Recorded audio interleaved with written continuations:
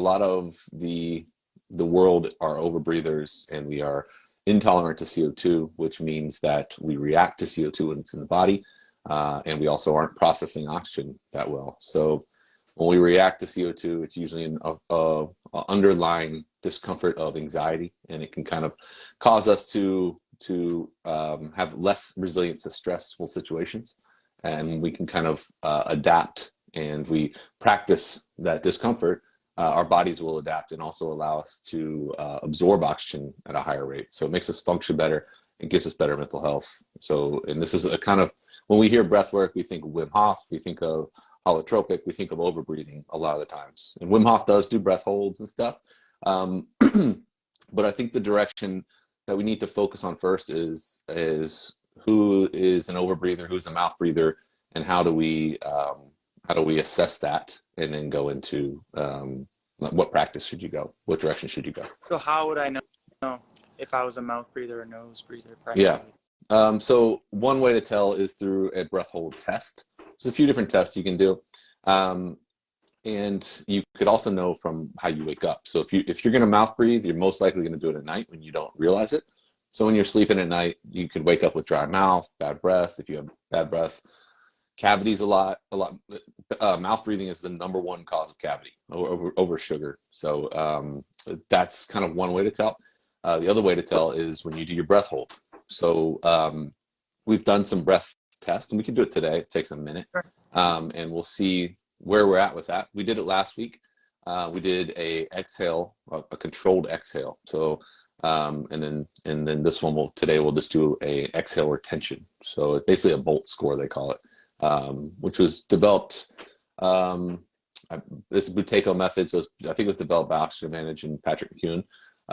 So it's just an exhale retention. It's real simple. And then I can give everybody a score on where the ideal ranges are, or where the elite level are.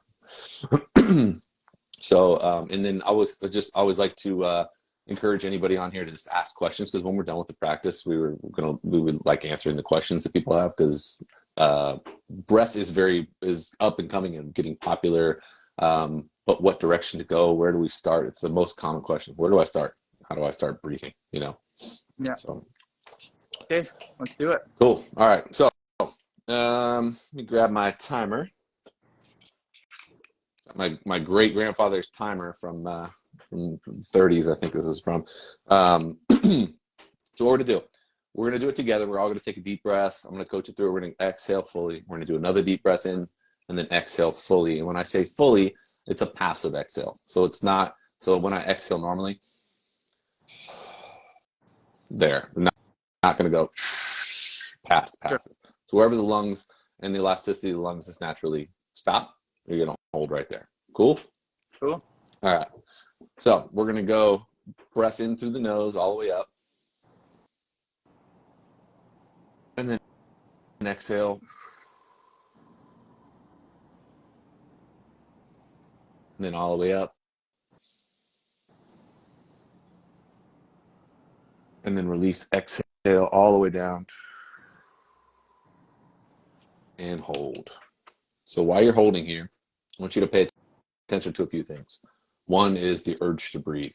When that starts to creep up, see if you can talk it back down with your mind, and then also feel any contractions in the diaphragm, the urge to swallow, and see what you have. We're 20 seconds in, and I'm going to go to a minute regardless of what we get to here, just in case anybody else gets there.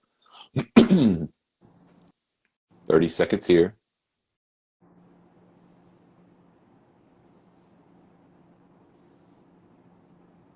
We're at 40. This is our first intermediate goal that we want to get to, if you haven't reached that already. 50 seconds.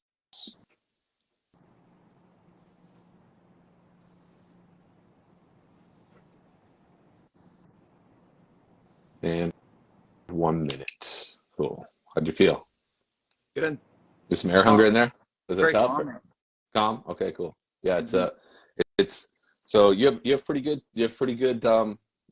like your CO2 tolerance is pretty good, I would say. An exhale retention, on demand at a minute is a great score. So just to kind of talk about that, a lot of people at this 5 to 10 seconds is common. Yeah, and guys, put your numbers up. I want to see where everybody was at. 5 to 10 seconds is common in the beginning, and this is something that has exponential growth by adding in a practice like this. Um, and 15 seconds, anything around that, like anything under 30, you really need to start practicing this. There's a good chance you might have some conditions like COPD or asthma or something like that, or you're a mouth breather or an overbreather. But that's okay. All those things with this kind of practice can be eliminated. Asthma, yes, COPD can be improved with breath work.